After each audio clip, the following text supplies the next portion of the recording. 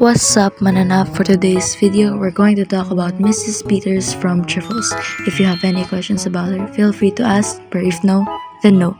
So I'm only going to answer these following questions. So let's go! Quick background check. Mrs. Peters is the sheriff's wife. At first, she's quiet, proper, and focused on doing her duty by helping collect things for Mrs. Wright.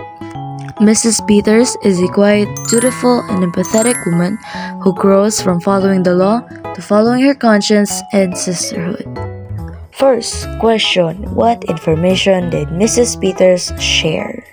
In Trifles by Susan Glaspell, Mrs. Peters shares small details that the men ignore, but those trifles actually reveal Mrs. Wright's motive. With Mrs. Hale, Mrs. Peters connects these details to show how loneliness and a loveless marriage pushes Mrs. Wright to desperation. Instead of telling the men, she hides the evidence out of empathy. Second question: how would Mrs. Peters frame the events? In Trifles, Mrs. Peters doesn't frame it as just a crime. She frames it as a story about loneliness, isolation, and empathy. For her, this wasn't just murder. This was a woman breaking after being silenced, lonely, and trapped. Third question: what language and style did Mrs. Peters use? In this story, her tone is gentle, concerned, and full of subtext. She doesn't say everything directly. A lot of what she means is shown through what she doesn't say to the men. She uses language about duty, home, sympathy, instead of crime and punishment. Additional questions: what is Mrs. Peters' point of view?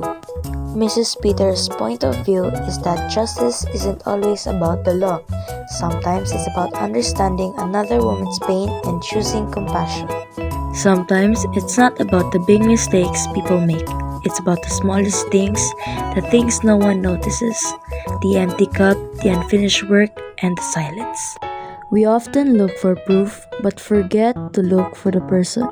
Before we judge, maybe we should understand, because behind every trifle is a story of pain, loneliness, and survival. Not every wrong action comes from a bad heart. Sometimes it comes from a broken one. So let's choose compassion. The law sees evidence. People see each other. That's all for today. Goodbye, God bless, and thank you for watching.